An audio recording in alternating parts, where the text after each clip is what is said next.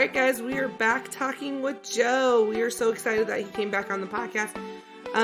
We have multiple episodes with him. He was gracious. Man, I can't talk right now. Gracious enough to join us. So let's go ahead and dive into this episode. You're listening to the PT Assistants Podcast with your hosts, Ken and Laura. Thanks for joining for another exciting episode. All right, guys, and we're back with Joe again. We're so grateful that he is coming back on the podcast. Yeah, we have a lot to catch up with. We were kind of chit-chatting a little bit before we started recording, and I think we're going to kind of just jump back into that conversation a little bit. But Joe was telling us there's a lot of rain that's been dumping, pouring. Yeah, how would you classify it? I was like, was that a little play on words there? Yeah, it's been dumping a lot out in Colorado, so we're out of a drought already, but it just won't stop raining, which is fine because our whole state needs it.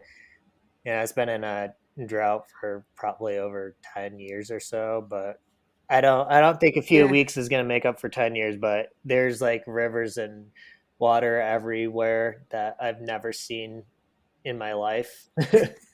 And there was a place in California growing up that like literally was called Riverside. Okay. I grew up towards that area. There's no rivers next to it at all. Like there's not a river. And you're like, why is this place called Riverside? This makes no sense. Yeah. Well, one year we had a really bad rain and it flooded and actually took out one like the bridges. And you're like, oh, I guess there could be a river here. Was that kind of like I wonder if that's why they named it. Yeah.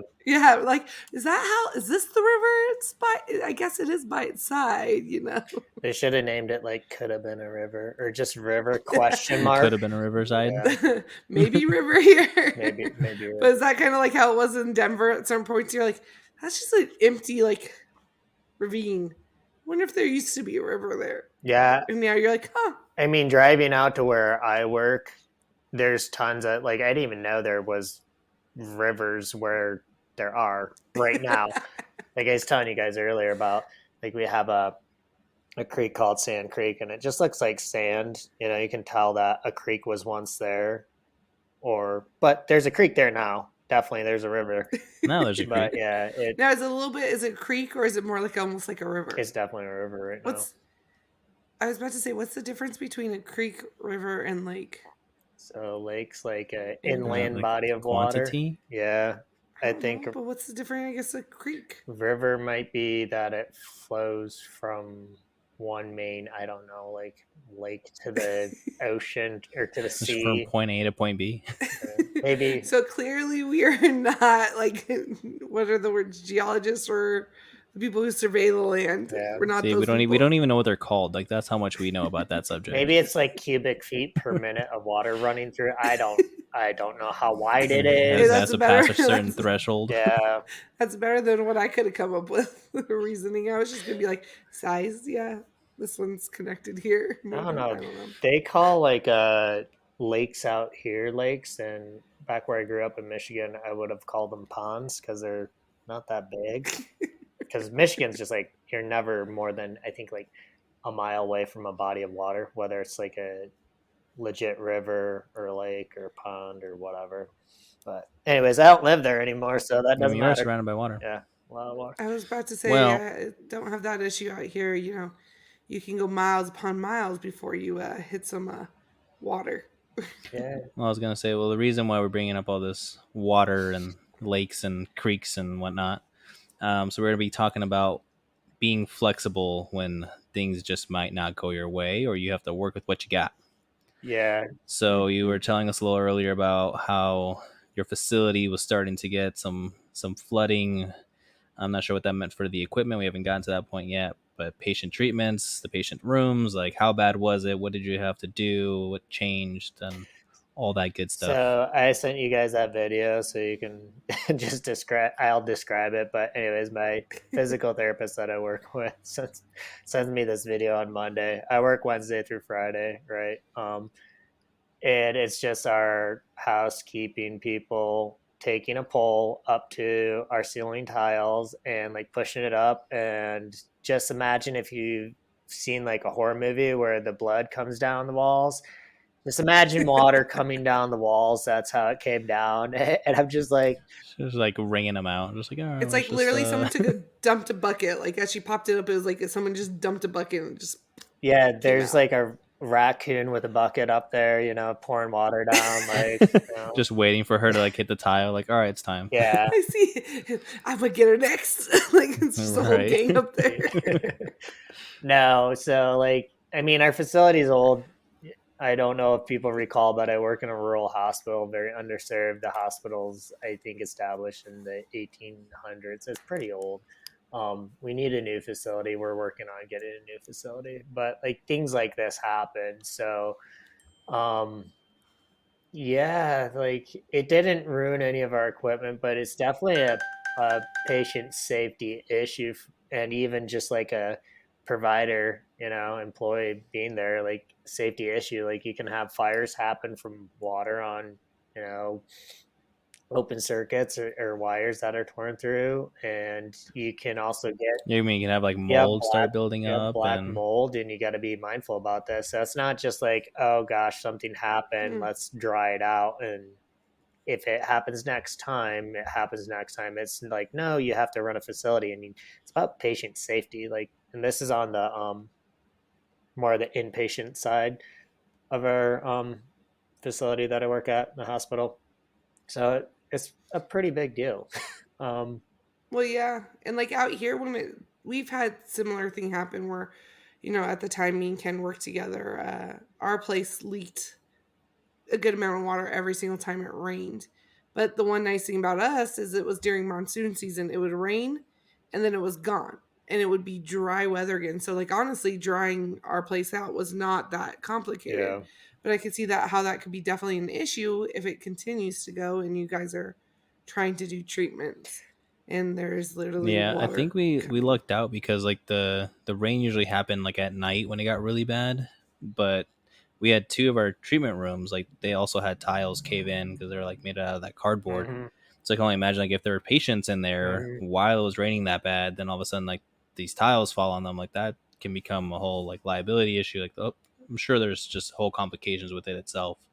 So we kind of got lucky that they happened overnight. We were able to clean it up and address it when we got to the office. But like we were on the borderline of closing. We're like, this is bad. Like we can't Yeah, really do much, and we we closed don't off get one of much our rain out hallways. here in general. So the times it does rain, I mean, everyone in Vegas loses their mind and forgets how to drive and the Ugh, works. Yeah. Yeah, that that is the usually truth. happens in those sunnier places of the states where it's like they're not used to seeing rain or snow, and then it happens, and then everybody doesn't Oh really yeah. know what to do with it. No, we Yeah, don't ask me our to drive school in shut snow. down with like Mm-mm. 3 inches of snow, 2 inches of snow. Yeah. Yeah. We're not equipped for Yeah. that. So Yep. it snowed a Well, in little all bit. fairness, it was School because shut of the down. black ice, though. Yeah. They shut down because the next day it was still freezing and it half melted. And so then they were nervous about the black ice. Yeah. We just Vegas But isn't either way, still equipped to clearly we handle it. can't do anything. Yeah. Yeah. But so, like, what did you guys end up having to do when, like, things like that happen? Because, again, you are in a rural area. So it's not like, hey, we can just move this out or, get something new in. I'm sure kind of when just in general equipment has quickly failed or snapped or broken or the So funding I'm sure is not amazing no, either, so it's not. you got to get like you're like, yeah, that'd be great to have this equipment to do this type of therapy, but I can't. And how do you get creative around things, all that kind of stuff? So to answer the from the equipment side of things, we are pretty much stuck with the equipment that we have. So you get creative with resistance bands. I mean, there's so much you could do with a resistance band, but they're only going to load a patient so much. I mean, it's great for somebody Mm-hmm. that's in the first few weeks of rehab, but once they graduate from, the bands, it's like, yeah, what do you do? And you do have Mm-hmm. to get creative. Sometimes you have to combine tying more than one band together, or doing if you got ankle weights, doing ankle weights plus the band, or dumbbells plus the band, or something. You have to be able to load these people. um I feel like we have just enough stuff in order to get by, but at times it's been we don't have we have a new step, but it's on like our south side of the facility. And so for time management, I don't want to walk a patient all the way down there and walk them back. And we have two different offices. We have our PT office, which that's the video that was from that flooded. And then we have our PT gym, which is basically a makeshift patient room with like a treadmill, like a recumbent bike, and like a pulley stack. So they didn't even have your own room that was made for you guys. It was just kind of like, here's an old room. Here's a spare room. Just go ahead and have put your stuff in there. Yeah, both of them are patient rooms. They're old patient rooms. So It's crazy. Yeah, it is very kind of bizarre. And I'm hoping we. And I like that they didn't put them near each other. No, there's like the stairway separates them. So Oh, jeez. I mean, it's like 3 patient rooms down, so it's still kind of close, but like the new step and stuff, which you can use that for pretty much everybody low level functioning wise, like the beginning of rehab, but it's like on the other side of our facility. And sometimes I just don't have somebody. You don't have the time. I don't have the time. Yeah. I don't, that can eat up like 10 minutes right there, 15 minutes, just like getting there and then getting back. Like, honestly, depending on how the patient's moving, it's like I don't want to. Yeah, so or do if you do the majority of the? There, it's like sometimes you might have to take so much with you to get them even there. By the time you set them up there, you're just like, there goes half my treatment time. Yep. So do you do the majority of the treatments in their room, or do you do it like in the hallway? You bring the equipment to them. So for the inpatients, I'll bring the equipment to them if they need to get up and out of bed, like from a more of an inpatient side of things. Like, majority of my time can be spent without equipment because they're so low functioning that it's like, oh, let's do bed mobility. Let's, it's edge of bed. Yeah, use your body weight. All they can tolerate is their body weight, and you're trying to monitor their vitals and make sure they, don't die on you. It's the one where you keep removing the remote to have them grab it to make them keep reaching out your basement. Dude, I had a patient who was like that. I don't. Okay. You're like, oh, you want to watch TV? I'm taking your remote. You want it back? Come here. I've never done that one. That could be that. I don't know. That could be seen as emotional abuse.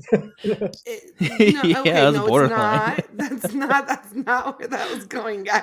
No, but I've done that for I had a patient who didn't want to do too much exercises and she didn't want to do anything. And you took her remote. No, I moved her remote back and I said, oh, are you able to reach that remote from there? And she would go and reach the remote. And so you're like, do it again. Well, then I would move something else. And see if she could get that. You're like, all right, I got creative. Can you reach this? Can you reach that? Hey, that is edge of bed, unsupported seating with out of base of support reaching. It sounds like you're picking on them, really. Yeah, that's a little bit. You could get their act with that, like their activities. Yeah. Like, Thank you, Joe. I think you could only do this it. One never. You could only do it only a certain so time. many times though until they catch on and they're like, "Oh, you're manipulating me to do therapy. I see what you're doing." Yeah. You have to pick and choose your patients you do it with. Yeah. But Ken's never treated the inpatient side. So he doesn't understand. I had a rotation sometimes. in acute. Come on. No, I had two solid months in acute. I've seen some things. I'm not coming back from. Yeah. Okay. Yeah. Oh, we've all seen some things, and then that's why most. I think Joe's seen more than anybody That's true. else. I don't think I have him beat. We try to move on from those things that have been seen, right? That's why some people don't work in acute care because they're like, ain't doing this. Yeah, you can't. I will say that I remember the first time I walked in and I smelt my first experience of C. diff. Oh. Yeah. You're like, I'm punching out. And you were like, I call dibs on this patient all the time. Well, I walked in at first and it kind of hit. And luckily I was actually during my rotations. And my PTA that I was rotating with, she was my CI. She's like, you take a moment. She goes, now come in when you're ready. She was super nice about it. She's like, this is the one time I'll be nice to you. She even said that. She's like, because she goes, like, I kind of hit a wall at first when I walked in. Before, luckily, I saw the patient because, man, you would have seen all over this face. And I walked in and, it hit me right away. And she's like, okay. She goes, step out. This is your first time with CF. And I was like, uh-huh. And she goes, take a moment, gather yourself. And then she's like, when you're ready, and if you can't handle it, she goes, we'll work into this. She goes, she goes, I'm used to it by now. I'm like, she just went in and did it like nothing. But man, that first time, Like, woo, it stays with you. Like, it just doesn't. You know what's chills. You don't forget. Yeah, you know what's the worst is when they're like just coming down with symptoms of C. diff and like everybody's trying to still figure it out, and then you go in there, Mm-hmm. the precautions change, and then you like walk out, give the report to the nurses and whatnot, and they're like, "Oh, by the way, they got C. diff," and you're like, "Fuck." Great. Straight up, I've had Yep. that happen so many times. Yeah. Where I walked into a room, treated a patient for a week. Apparently, this patient's been having bowel issues that nobody told rehab about. Like OT didn't know, PT didn't know, no one knew. So like we weren't going the extra cautions. Like patient would have to go quickly, but like honestly, what patient usually doesn't have to go quickly in Yeah. that setting? Yeah, like it doesn't really raise any Yeah, red it flags didn't at all. nothing Like you're that just like, anything okay, that was like noted, but yeah, like mhm. or he would turn down therapy because he was like, I feel like if I move, I'm going to poop. And you're like, okay, like you literally just got admitted. Your bowel systems usually are kind of upset anyways from being moved. And then no one told us they thought he had it and that he was being tested for it until it came back. And we're like, are you kidding us? Like you guys couldn't have just been like, hey, by the way, we're testing the patient for C. diff. You guys might want to be precautious with your treatments. No, it went 2 days that they knew before they like they had inklings at least before they told us. I was like, are you kidding? And that's a good learning point. Ever since I've had that problem, you run into that once or twice in your career, and then you learn to read the nurse's notes as well, or the doctor's notes, especially when you're doing inpatient stuff. And then you're like, sometimes they don't tell you that stuff, and then you walk in, and then you get the oops moment, and you're like, crap, dude, I just exposed myself. Am I gonna have C. diff? But yeah, that's when I started reading the nursing notes and everything. I'm just like, okay, cool. Now I know what to do. And sometimes the nurses don't know either. So like I had a patient last week that was bleeding out. Nobody knew what was going on. And they got shipped out and shipped back. How does no one what? Exactly, right? They caught it. They kind of got lost and they caught it eventually. Thank God. I was about to say, were they like bleeding out internally? Internally, yeah, internally.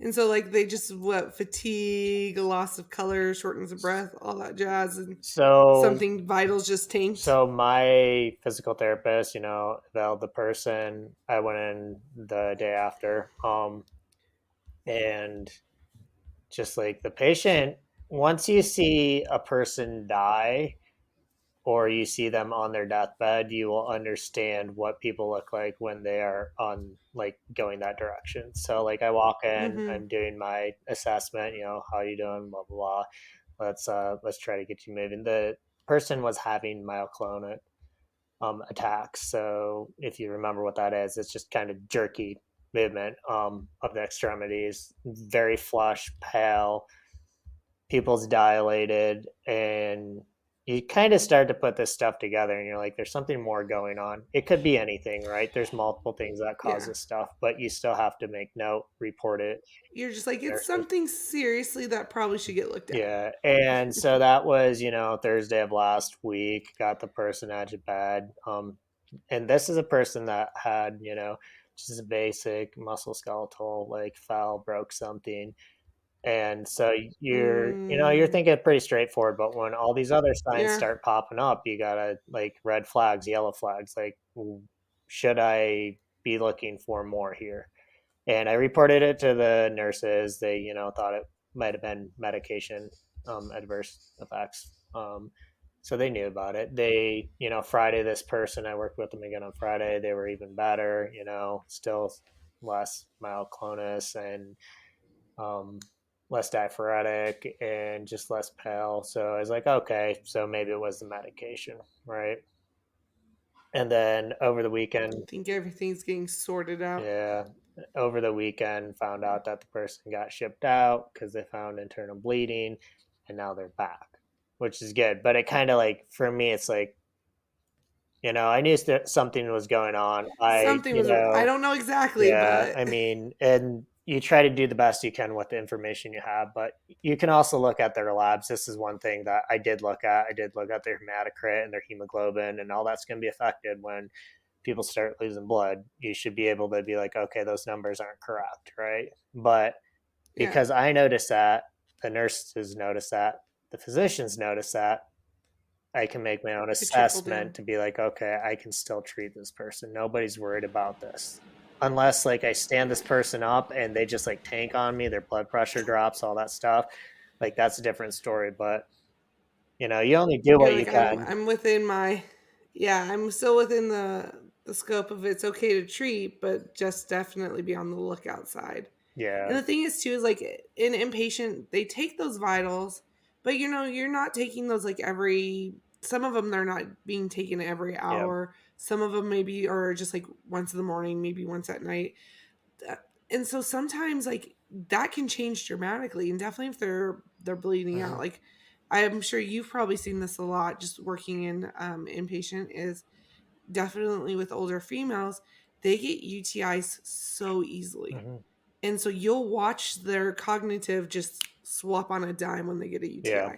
And they all of a sudden will be completely fine, and then they'll tank. And then you're just like, oh, okay. Like it's just so quickly sometimes how some of these things can come along. Yeah. So it's definitely, but I feel funny like you mentioned that. That just happened to me in our clinic. A UTI? We had a male patient where like cognitive wise, like he's already kind of not fully responsive. Like he can't tell us what year it is, and his conversations, like they're just on repeat, everything he tells us.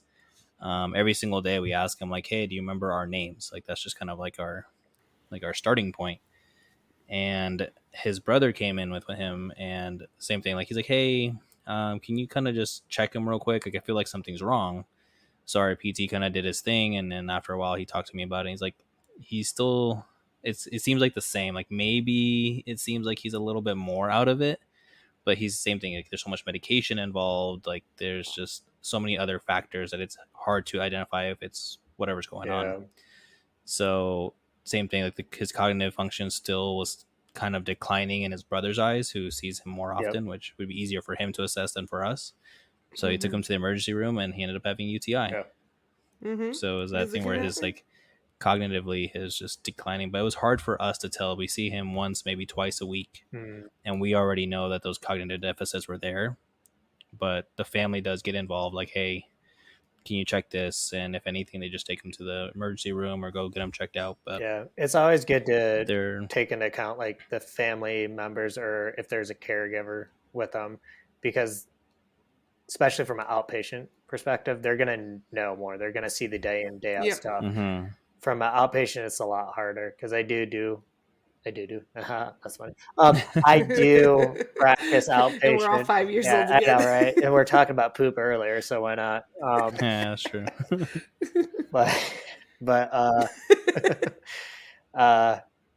no, like from an outpatient perspective, yeah, you got to take those people, like their assessments and just what they're seeing into account, because to us it might seem like they're cognitively they're always kind of presented like this way, but when a family member or caregiver is like, no, there's something off, then you do the best you can with what you got, right? You can assess them to the best of our ability, and then you make that judgment call, or you send somebody to the ER, or you'd be like, hey, if you're really concerned about this, go to the ER, you know. And that goes along, I feel like, with kind of just bringing it back to really that main point we were kind of honing in on. You just got to be willing to adjust and be flexible during your treatments. Like, a family member comes in and they're like, hey, something's off. You know, we don't want to just write it off and just be like, okay, yeah, whatever, and just go into, you know, our treatment. We definitely want to take value in that. Yeah. And we want to be flexible with our treatment and how they're presenting. You know, because you never know. You never know what happens. I've literally had a patient, as I went in to go treat her, she was working with speech. And I walked in and speech was like, oh, you want her? Yeah, you can have her. But does she look okay? And I was like, no, her lips are blue. Yeah. Put the pulse ox on and she tanked. She was below, like, she was like 82, something like that. And like just dropping. And so like, I'm like, okay, well, you need to help me get her in bed. Luckily she was like get her in bed, get the oxygen on her that she has, calling nursing station. Sure enough, they're calling codes. And so we're reading off, and it's just like, things aren't going to go exactly, how you planned. And it's hard too, because when you have a situation like that, like, you need to still make sure you're billing for that time too. And so, you do take that into account, but be flexible with it and be, willing to move things around is my big thing. I do agree that it happens way more in the inpatient setting, because like we would go and every single time you go in, it's almost an assessment. Like right now, an outpatient, like, oh, we have a patient that has like a sprained ankle. Every time we come in, oh, how's your ankle doing? Oh, it's getting better. Okay, next time they come in, oh, it's getting better, moving a little bit more. Okay, how's walking? Oh, it's getting better. But when it came to acute, every single time you walked in, it's like some days we can go for a lap. Sometimes we're edge of bed. Sometimes it's strictly bed mobility. Like day to day, when you're in acute, can change so drastically. So you definitely have to be able to be flexible in all your treatments. And I'm sure, Joe, you've seen this way more than we have. Yeah, I would even say from an outpatient's perspective too, like the flexibility, like a point to talk about is like sometimes we get in our own heads of like, okay, I got this patient, I'm going to do X, Y, and Z with them today. And they walk in and for some reason they're just not feeling it. They're like, I would really like to try this. Like, you have to be flexible. If you got a balanced patient and you've just been doing like, the Berg balance, like components, something like that, right? And they're just like not engaged anymore. I don't know, maybe like throw a ball drill into there where they're like, tandem stance or like stance phase stepping and then tossing the ball and stuff to get them more engaged. Like sometimes it's like, I've had this happen a lot where I'm like, yeah, I'm going to do these 5 exercises with this person. It's going to go great. And they walk in through my door and like they either had a recent fall or they had a oh my gosh, they have it's like always a falls. That one, or like psychologically, like they had a death in the family or they're going through a divorce or their kid's sick and stuff like that. So like you have to meet them where they are at, right? Great point. So it's not just always it's so crazy, like where you have to go in and got to review the labs and all this other stuff and do blood pressure, vitals, and all. Like outpatient can be just like, it's more of a psychological game. Yeah, you can definitely, like, I can't tell you how many times I'm like, okay, I have this patient and this patient. Both of them are big soft tissue people. Okay, I might do this one first and then I might go to this one because this one can be a little more independent off alone. The moment like you start working on one or you got your game plan and you're like, okay, I'm gonna have you do this, and they go, no soft tissue first? But I was going to do my soft tissue first. And you're like, and there goes my whole entire game.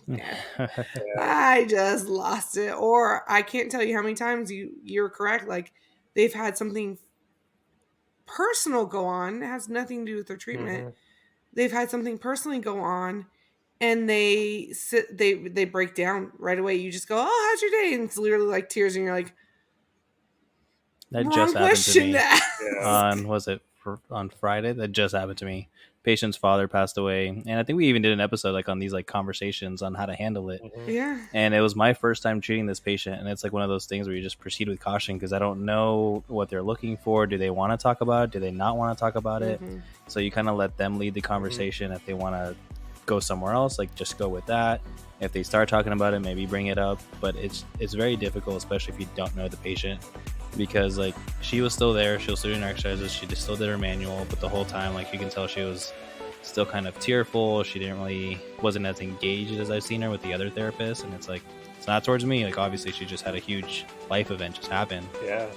But like those situations that you just have to feel it out and kind of play with it as you go along. All right, guys, that ends this portion of today's episode. Don't forget to follow us on Instagram, as we will be letting you know when the next one goes available. Again, we post we try to, sorry for last week, every Tuesday and Friday with new episodes. So we'll continue down this journey with Joe. So again, tune in for the next one. Bye.